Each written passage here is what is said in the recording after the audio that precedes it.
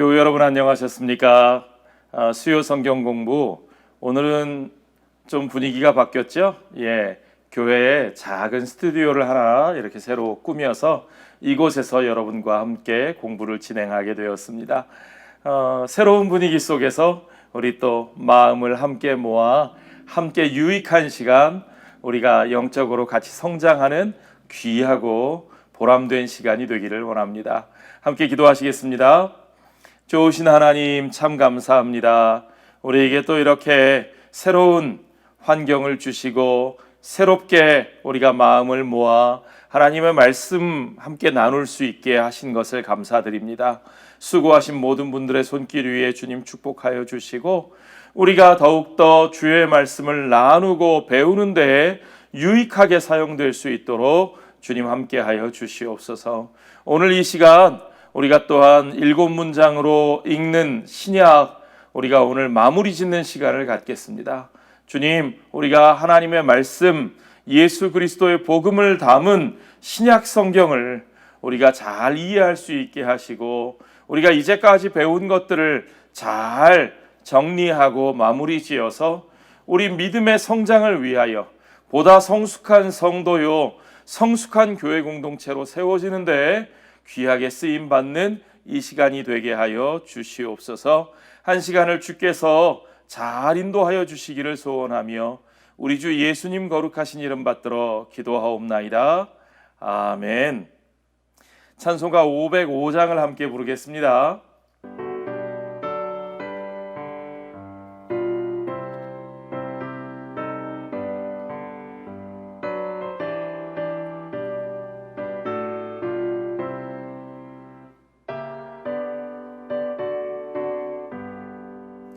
온 세상 위하여 나 복음 전하리.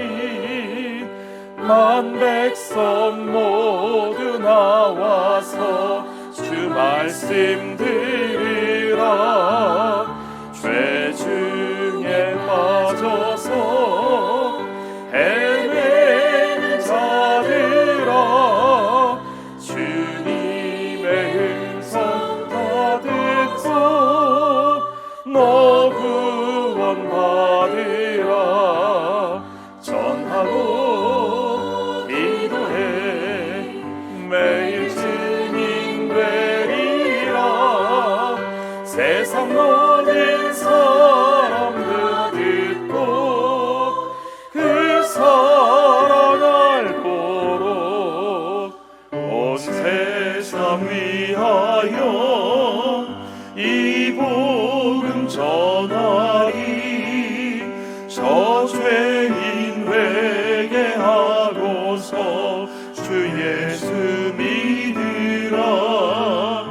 이 세상 구하려 주 돌아가신 것 나 증거하지 않으면 그 사랑 모르리. 전하고 기도해 매일 증인 되리라. 세상 모든 사람 다 듣고 그 사랑 알도록.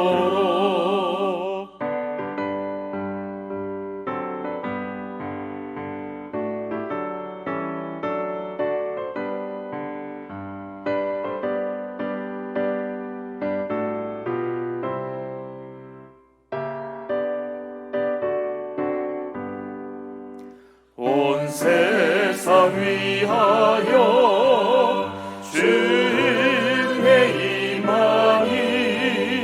주 예수 이름 힘입어 이 복음 전하자. 먼 곳에 나가서 전하지 못해도 나 어느 곳에 있든지 늘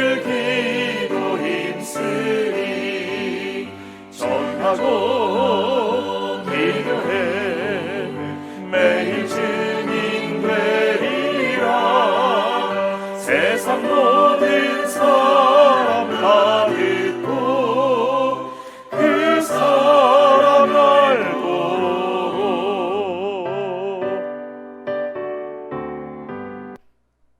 아멘. 자, 오늘 우리가 7문장으로 읽는 신약, 우리 오늘이 정말 마지막 시간입니다. 그 결론을 여러분과 함께 정리하기 원하는데, 게리 버지 교수님께서 신약 성경을 우리가 이해할 수 있도록, 신약 성경 전체를 이해할 수 있도록 신약 성경의 대표적인 주제 7가지를 꼽아서 그 7가지를 우리에게 가장 잘 설명해 주는 말씀 7구절을 또한 뽑았습니다. 그 7구절을 여러분들이 한번 같이 다시 한번 확인해 볼까요? 첫 번째 주제는 성취였고, 두 번째 주제는 하나님 나라, 세 번째 주제는 십자가, 네 번째 주제는 은혜, 다섯 번째 주제는 언약, 여섯 번째 주제는 성령, 그리고 마지막은 완성이었습니다. 자, 우리가 한 주제 한 주제를 다시 한번 좀 되짚어 보는데요. 먼저 성취라는 일과의 주제 성구는 마태복음 16장 16절 말씀이었습니다. 같이 한번 읽어볼까요? 시몬 베드로가 대답하여 이르되 주는 그리스도시요 살아계신 하나님의 아들이시니이다. 우리가 너무나 잘 아는 베드로의 신앙 고백이죠. 그것이 그리스도에 대한 신앙의 고백이면서 하나님의 약속이 그를 통하여 어떻게 성취되었는가를 우리에게 아주 잘 보여주는 표현입니다. 기본적으로 신약 성경은 구약 성경의 이야기가 메시아 예수님의 등장을 통해서 완성되었다는 것을 우리에게 보여주시는 이야기죠. 한마디로 말하면 구약의 성취에 대한 이야기입니다. 그 구약이 어떻게 성취되었는가? 그리스도, 하나님의 기름 부으심을 받은 그리스도, 하나님의 아들이신 그분이 우리 가운데 오셨다는 사실을 통해서, 베드로의 고백을 통해서 확인되는 그 말씀을 통해서 구약의 모든 약속이 그를 통하여 성취되었음을 우리에게 가르쳐주고 있습니다. 또한 두 번째 주제는 하나님 나라였죠.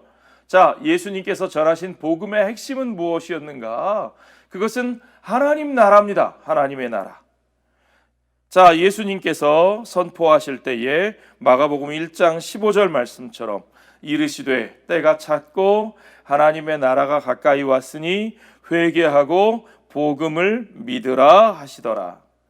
하나님의 나라가 가까이 왔으므로 너희는 하나님의 나라를 향하여 돌아서 그 하나님 나라의 소식, 그 복음을 믿으라는 말씀입니다. 그러므로 예수님께서 우리에게 전하고자 하셨던 복음의 핵심은 하나님 나라에 있는 겁니다. 예수님께서 이 땅에 세우시는 하나님의 나라, 그 하나님의 나라를 통하여 이루시는 하나님의 통치의 회복의 프로젝트가 바로 복음의 역사인 거죠. 이 과에서 우리는 그 내용을 살펴봤습니다. 세 번째 주제는 십자가였습니다. 자, 누가복음 9장 22절 말씀이 본문이었죠. 이르시되 인자가 많은 고난을 받고 장로들과 대제사장들과 서기관들에게 버림받되어 죽임을 당하고 제3일에 살아나야 하리라 하시고 말씀하셨습니다. 이 십자가는 새 언약을 세워주신 하나님의 종 예수 그리스도 메시아의 성취의 결과물입니다. 그가 이 십자가를 통해서 죽으심으로 하나님의 약속을 온전히 성취하셨고, 그 성취된 약속이 용서받고 변화된 새로운 공동체, 그리스도의 몸된 교회를 이 땅에 세우는 기반이 되었습니다. 자, 십자가를 통해서 우리는 예수 그리스도를 통하여 새 언약의 관계를 회복할 수 있게 되었고, 그 새 언약의 관계를 통해서 하나님께 용서받고 새롭게 변화되는 새로운 공동체, 십자가의 공동체의 기반이 닦였다는 사실이죠. 우리가 알아야 할 것은 하나님의 나라, 하나님의 통치를 이 땅에 세우시는데, 그 하나님의 나라, 하나님의 통치는 용서받고 변화된 십자가 공동체를 통해서 세워진다는 겁니다. 하나님의 나라는 칼을 통해서 세워지는 것이 아니고, 하나님의 나라는 이 땅에 패권을 가진 어떤 힘 있는 강대국 나라의 힘을 통해서 세워지는 것이 아니라는 거죠. 하나님의 나라는 오히려 죄인을 용서하시는 하나님 자신의 십자가, 하나님 자신의 그 희생을 통해서 세워지는 나라. 그러니까 그 나라는 의의 나라일 뿐만 아니라 또한 그 나라는 사랑의 나라라는 겁니다. 그 모든 새로운 언약 공동체의 기반이 십자가를 통해서 세워졌다는 사실을 우리가 알 수 있고, 그 십자가는 우리를 위해 피 흘려 죽으신 예수 그리스도의 희생을 우리에게 깨닫게 해줍니다. 자, 네 번째 주제는 은혜죠. 우리가 그 십자가를 통해서 이해할 수 있는 것은 하나님의 은혜입니다. 우리는 하나님의 은혜가 어떻게 우리에게 임하셨는지를 알고 십자가의 길을 통하여 그 은혜를 향하여 나아갈 수 있는 길을 얻게 된 것이죠. 자, 에베소서 2장 8절로 9절 말씀이 우리에게 그것을 깨닫게 해줍니다.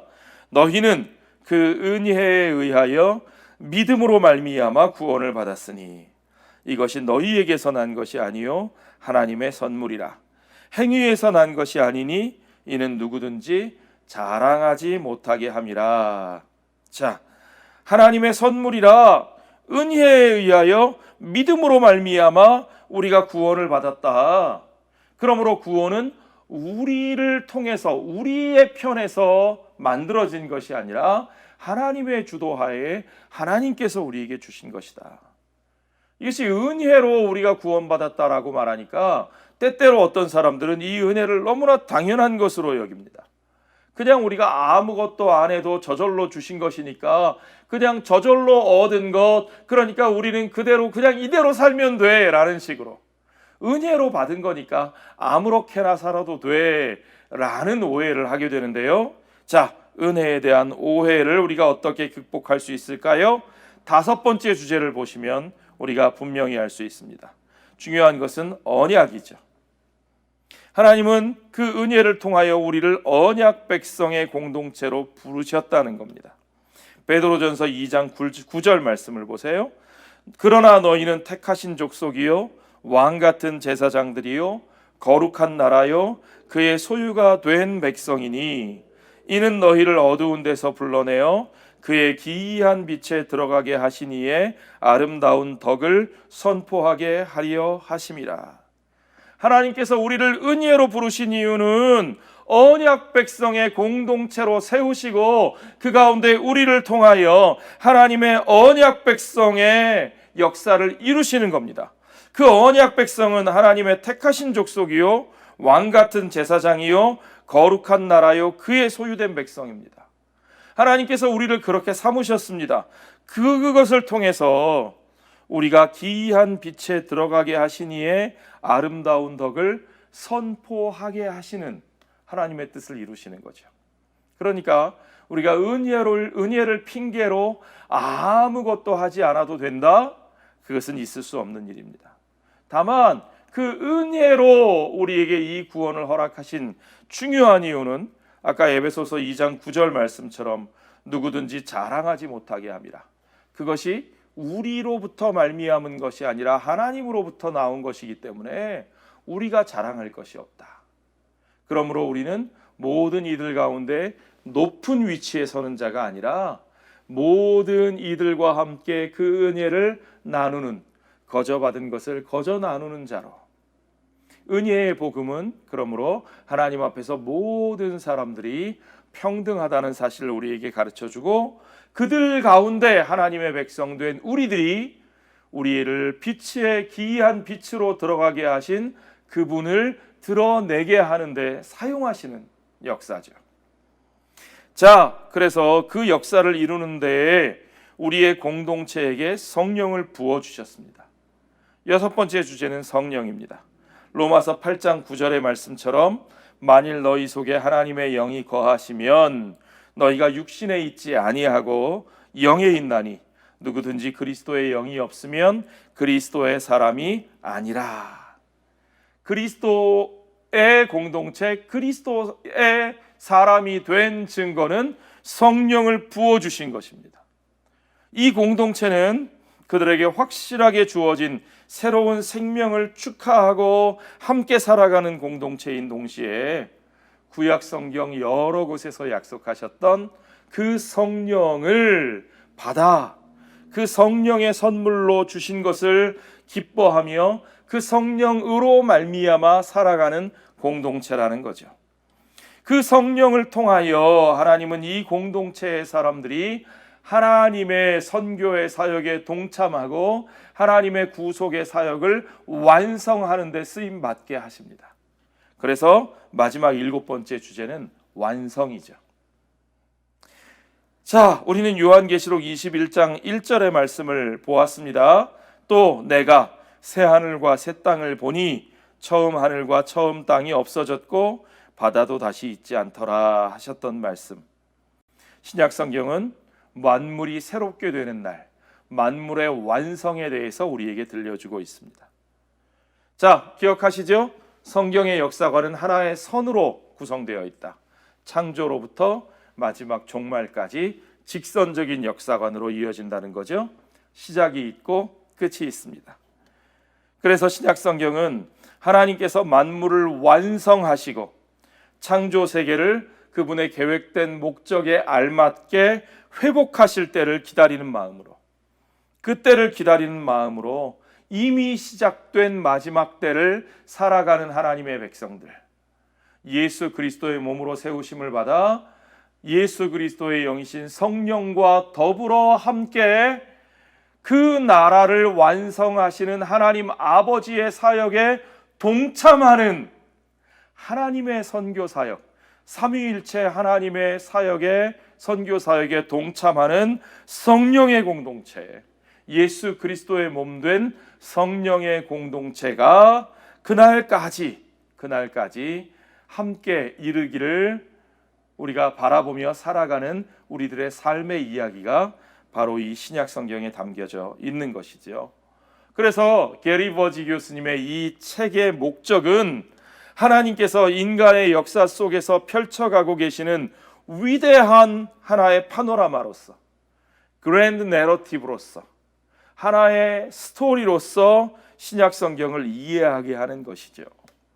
부분적인 주제나 한 구절 한 구절을 우리 마음대로 뽑아내서 이해하고 사용하는 것이 아니라 이 모든 구속의 역사 속에 펼쳐가시는 하나님의 구원의 파노라마를 그 전체의 구조 속에서 우리에게 이해하도록 도와주는 것이 우리가 지금까지 공부한 이 책의 목적이었습니다.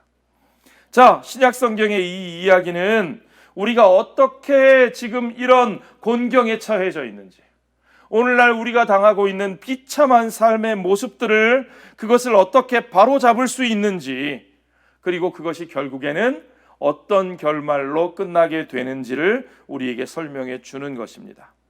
자, 우리는 하나님과 함께 써나가고 있는 우리 자신들의 이야기, 우리 삶이 그 하나님의 구속의 역사 가운데 있습니다.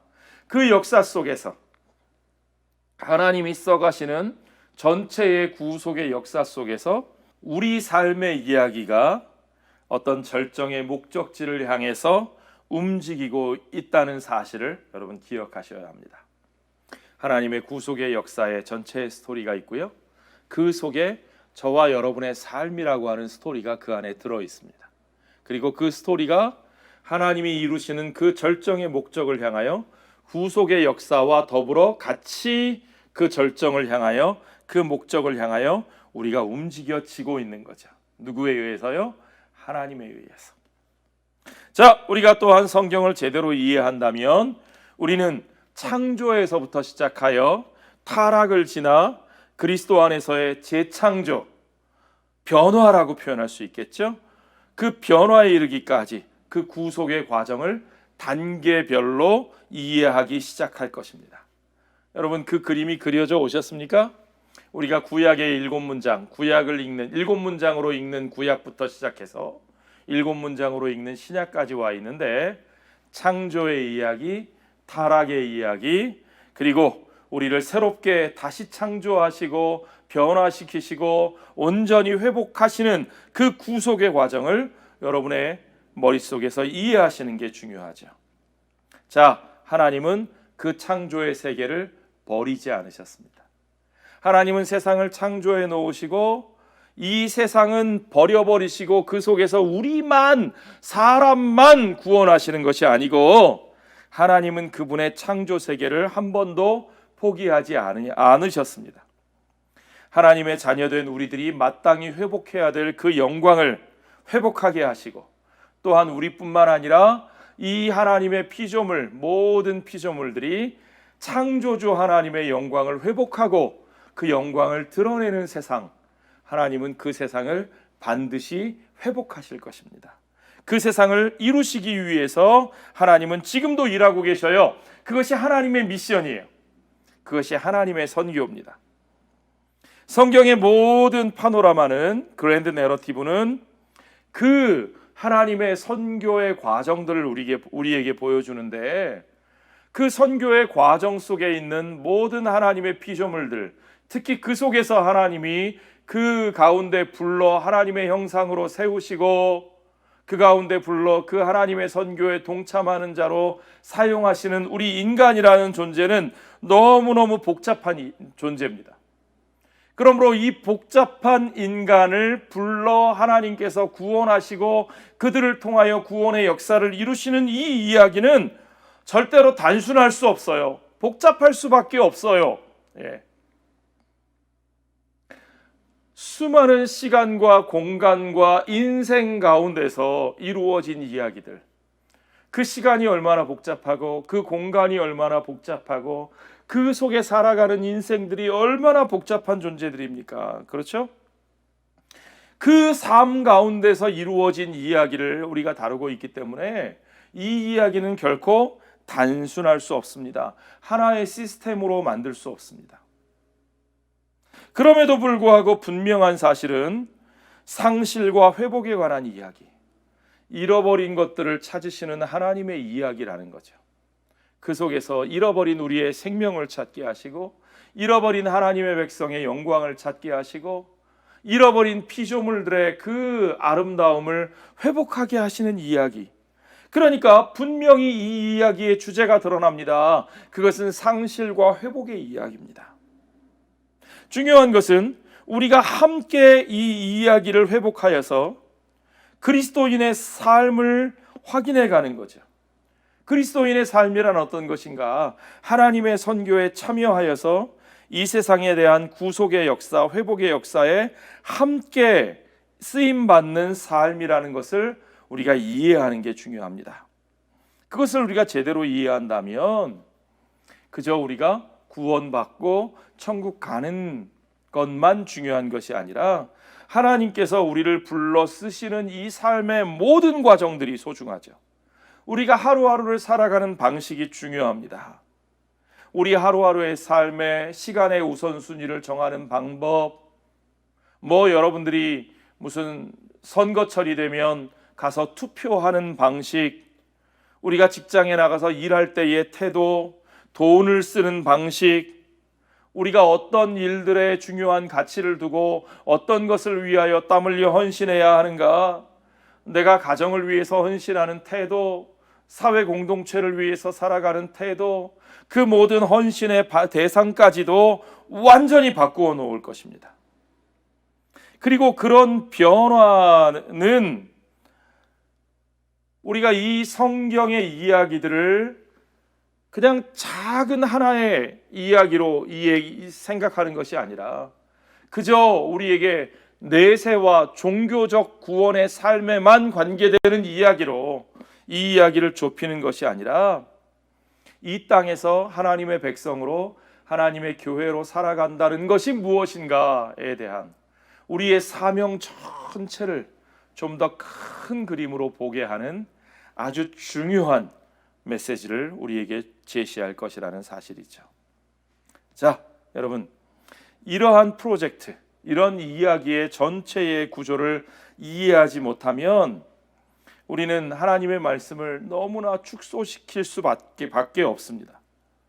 어떤 사람들은 복음의 메시지를 그저 예수 믿고 예수 믿으면 교회에 다니고 예수 믿는 사람으로서의 정형적인 삶, 교회에 가서 뭐 출석하고 어떻게 하고 무슨 죄는 짓지 말고 그렇게 살다가 죽어서 천국 가는 그런 구원을 기다리는 것으로 그렇게 이해하시는 분들이 너무나 많습니다. 다 틀린 이야기는 아니지만 이 성경의 이야기를 너무 작게 또 좁게 보는 것이죠. 성경은 그것보다 훨씬 더 크고 풍성한 이야기를 우리에게 가르쳐 주었습니다. 어떤 분들은 신약 성경에서 성령에 관한 이야기만 끄집어내요. 그래서 그 성령을 자기중심적으로 이해합니다. 성령 받은 사람은 이런 능력을 행하고 저런 능력을 행하고 이런 능력을 행하고 우리가 성령을 통해서 이것도 할 수 있대 저것도 할 수 있대. 주님 이거 할 수 있게 해주세요. 저거 할 수 있게 해주세요. 내가 뭘 할 수 있는지, 내가 어떤 능력을 발휘하는지 그 파워에만 관심을 갖는, 어떤 특정한 주제에만 관심을 갖는 사람들이 많습니다. 어떤 사람들은 성경에 의에 대한 이야기가 많이 나오니까 성경은 정의에 대한 이야기다. 특별히 사회정의, 소셜 저스티스에 대한 이야기다. 그러니까 성경에서 그에 해당하는 내용들만 잔뜩 뽑아서 그걸 가지고 내가 원하는 어떤 목표를 이루어 보려고 애쓰는 분들이 굉장히 많습니다. 아니요, 그 모두가 다 성경을 지극히 축소시키는 오류를 범하고 있는 겁니다.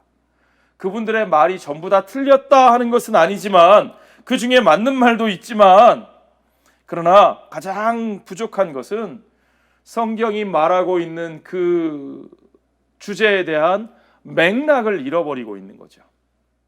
그 속에 담겨 있는 수많은 삶의 이야기들, 더 많은 복잡성들을 다 생략해버리고, 그러니까 성경 전체가 정말로 우리에게 말하는 중심적인 메시지가 무엇인가를 이해하지 못하는 겁니다. 부분만을 부각시키는 거죠. 게리 버지 교수님이 우리가 이런 부분을 잘 이해할 수 있게 한 예로 드시는 내용이 있는데요. 렘브란트의 그림, 판화 그림을 하나 우리에게 보여주셨습니다. 제목은 Preaching Christ, 설교하는 그리스도라는 판화예요. 이 판화는 100 Guilder Print라고 이 판화 연작 중에 100개의 연작 중에 들어있는 하나의 판화 그림입니다. 이 판화 그림을 한번 보세요. 여기 보면 가운데 찬란한 영광이 빛나는 예수님께서 서서 설교하고 계시고 그 주위에 수많은 사람들의 모습이 보이죠? 그런데 여러분들이 이 그림을 나 이런 그림 본 적 있나? 의아하신 분은 이 다음 그림을 한번 보시면 어떤지 모르겠습니다. 이 다음 그림이 뭡니까? 같은 그림일까요? 다른 그림일까요?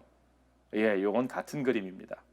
그런데 이 판화 그림 전체 속에서 예수님의 얼굴 부분만 확대시켜서 잘라내서 보여주는 그림이죠.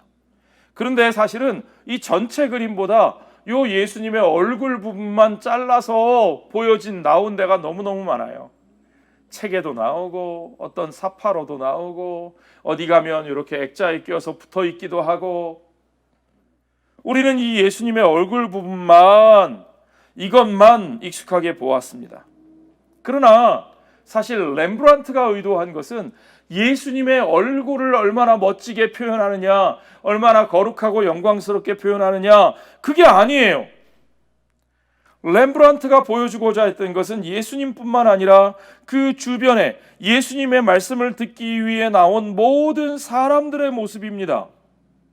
물론 예수님의 모습이 참 멋지고 아름답지만 그분을 둘러싸고 있는 그 무리들의 모습도 17세기 정말 거장 중의 거장인 렘브란트가 판화로 새겨서 우리에게 길이길이 남겨 보여주기를 원했던 그 의도 속에 들어있는 중요한 주제라는 거죠. 그 모습들이 어떻습니까? 그 속에는 온갖 불행과 죄와 자만에 잠식된 세계가 그려져 있고 그 속에서 살아가던 수많은 군상들의 모습이 거기에 드러나 있는 거죠. 그 한가운데서 얼굴에서 빛을 발하시는 찬란한 그리스도께서 팔을 벌리고 그 사람들이 이제 정말 길이요 진리요 생명 되시는 그분께 나아오는 그 길을 발견하도록 그들을 손짓하고 계신 장면이죠. 여기서 이 백그라운드가 되는 이 사람들, 예수님께서 복음을 전하시는 배경이 되는 이 사람들, 이 맥락을 제거해버리고 오직 예수님의 얼굴에만 포커스를 맞추면 우리는 렘브란트의 의도를 충분히 알 수 있나요? 복음서도 마찬가지입니다. 복음서의 아주 중요한 맥락은 예수님께서 사람들을 만나시는 장면이에요. 예수님께서 세리 마태를 만나고 그를 불러 대화하시고, 예수님께서 삭개오를 만나 그를 불러 대화하시고, 예수님께서 베드로와 안드레를 만나시고, 예수님께서 빌립을 만나시고, 예수님께서 회당장 야이로의 딸을 만나시고, 그렇죠? 그 만나는 한 사람 그 만남 속에 예수님께서 드러내시는 그 하나님 나라의 이야기, 그 하나님 나라의 이야기를 바로 이해하려면 예수님만 보면 되는 것이 아니라 예수님이 만나주시는 그 사람들의 삶도 우리가 바라볼 수 있어야 되는 거죠. 그렇죠? 그렇습니다. 신약 성경을 우리가 공부하면서 우리는 이 신약 성경에 등장하는 7가지 주제들, 성취와 하나님의 나라와 십자가와 은혜와 언약과 성령과 그리고 온 우주의 완성을 하나로 엮어 나갈 때 우리는 그 속에서 하나님께서 이루어 가시는 그 역사적 배경과 그들의 삶과 언어와 문화와 그 속에 찾아오신 육신으로 오신 하나님의 아들 예수 그리스도와 그분과 만난 수많은 사람들의 이야기, 그들을 통하여 세우신 교회의 이야기, 그 교회가 복음을 전하며 펼쳐간 그 땅들의 이야기, 그 땅에 속한 사람들의 이야기, 그들의 과거와 현재와 미래의 이야기, 그렇죠? 그 수많은 복잡한 마치 이 직조물이 한 줄 한 줄 씨줄과 날줄이 얽히고 얽혀서 거대한 하나의 직조물을 이루어내는 것처럼 우리가 사는 필라델피아 뮤지엄 오브 아트, 필라델피아 미술박물관에 가시면 한쪽 벽에 거대한 양탄자들이 걸려 있습니다. 그 양탄자들이 정말 페르시아에서 손으로 씨줄과 날줄을 엮어 짠 양탄자들인데요. 양탄자들을 짜놓고 염색한 것이 아니라 그 줄 자체를 엮어서 그 모양과 무늬의 그 씨줄과 날줄을 여러 모양과 색깔과 무늬의 씨줄과 날줄을 엮어서 짠 양탄자들이 아름다운 모양을 우리에게 그 그림을 보여주면서 거기에 걸려 있습니다. 얼마나 놀라운 직조물인 줄. 성경이 바로 그와 같습니다. 그런 하나의 직조물을 엮어낼 때까지 얼마나 복잡하고 또한 아름다운 그 과정들이 그 속 안에 얽혀 있는지요. 우리는 그 큰 이야기들을 그 전체의 이야기 속에서 볼 수 있어야 돼요. 렘브란트가 의도한 전체의 주제를 우리가 다 그 판화 전체를 통해서 보아야 하는 것처럼 우리가 신약 성경도 그 전체의 이야기를 볼 수 있어야 되는 거죠. 하나님이 그 역사 속에서 그 사람들과 더불어 수행하시는 그 거대한 파노라마, 그 거대한 프로젝트를 이해하려면 여러분들이 좀 더 진지해지셔야 돼요. 그냥 매주 한 구절씩 또는 한 단락씩 주어지는 그 본문을 읽고 목사님이 설교해 주시는 것, 그냥 그것만 듣고 충분하지 않습니다. 어떤 때 우리 마음에 위로가 되는 성경 구절 한 구절을 읽고 필요한 데 적용해서 사는 것, 그것만으로 충분하지 않다는 거예요, 여러분. 성경 전체를 하나의 이야기로 보고 그 이야기가 우리에게 무엇을 들려주시는지. 어떤 분은 그래요. 나 그거 다 읽어봤는데도 이해가 안 되더라고요. 한 번 읽어서 이것이다 이해할 수 없지만, 그러나 읽으면 읽을수록 서서히 드러나는 그 전체의 이야기를 우리가 제대로 보려고 하는 노력이 필요하고, 성경은 그만한 가치를 가진 책입니다. 그것을 통해서 우리의 믿음이 더욱더 성숙해지고 우리의 삶이 변화될 수 있습니다.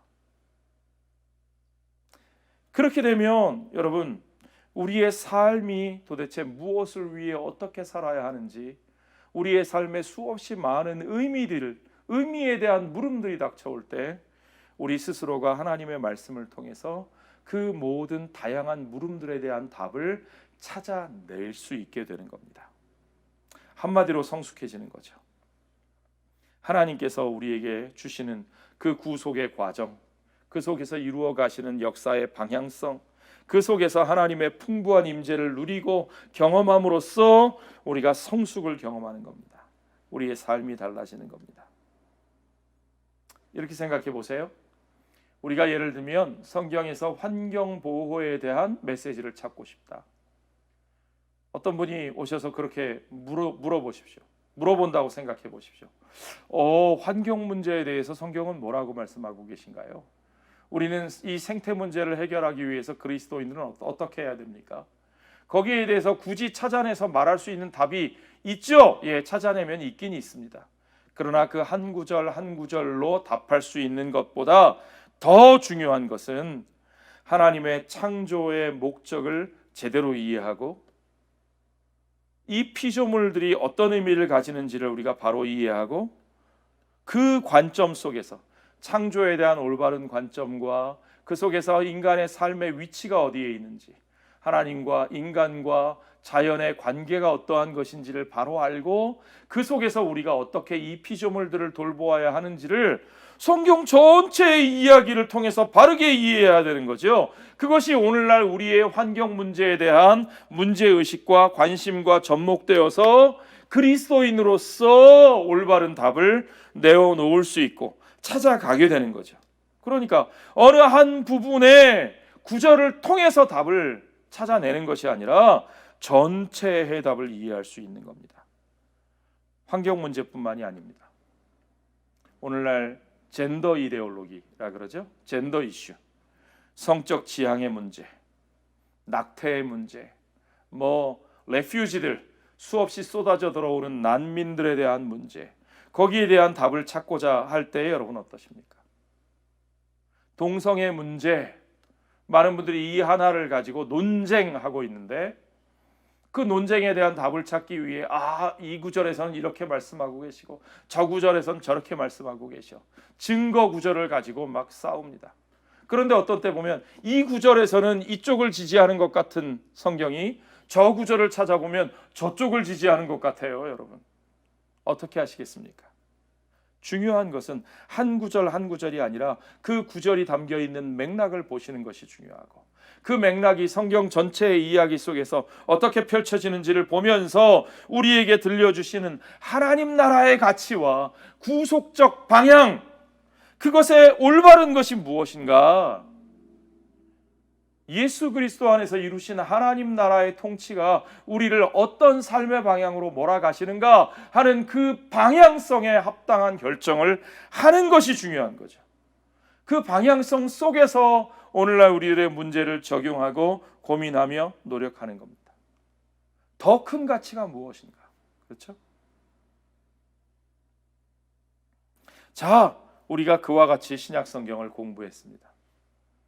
그 신약 성경은 바로 이렇게 7가지의 주제들을 우리에게 담고, 물론 그 안에 수많은 지역적인 주제들도 또한 많이 있습니다. 그러나 우리가 본 것과 같이 예수 그리스도 안에서 이루신 성취와 하나님의 나라, 은혜, 언약, 성령, 그리고 그 모든 세계를 완성해 가시는 이야기들. 자, 여러분 이렇게 신약 성경을 우리가 좀 더 전체의 이야기 속에서 우리 삶의 이야기를 적용해 가면서 그 답을 찾아가는 이러한 일기를 저와 여러분이 앞으로도 계속 해나가시기를 바랍니다. 우리가 이렇게 공부할 때 우리 교회가 좀 더 성숙해지고 풍요로워집니다. 우리의 삶에 대한 해답을 주고 많은 세상과 우리가 좀 더 복음적으로 대화할 수 있는, 우리가 그 대화를 위하여 준비된 사람들로 우리를 건강하게 세워주시는 거죠. 여러분, 그 대화의 메시지는 설교자만 만들어내는 것이 아닙니다. 여러분이 직접 이런 전체의 관점을 가지고 성경을 날마다 읽어가시면서 제가 전하는 설교의 말씀과 함께 여러분이 묵상하는 그 본문의 이야기들을 통해서 함께 하나님의 이야기가 내 삶의 이야기가 되고, 우리가 각자가 적용하면서 우리의 삶의 이야기 속에 적용한 복음의 삶을 또 서로 함께 만나 나누며 우리의 이야기를 만들어가고, 그 우리들의 이야기를 통하여 세상 속에서 하나님 나라의 선교에 참여하는 아웃리치가 일어나는 그러한 공동체, 선교적 공동체로 하나님의 선교에 동참하는 선교적 삶, 선교적 공동체로 세워지는 저와 여러분의 삶, 우리들의 교회 공동체가 되시기를 우리 주님의 이름으로 간절히 축원합니다. 그동안 수고 많이 하셨습니다. 함께 기도하겠습니다. 아버지 하나님, 감사합니다.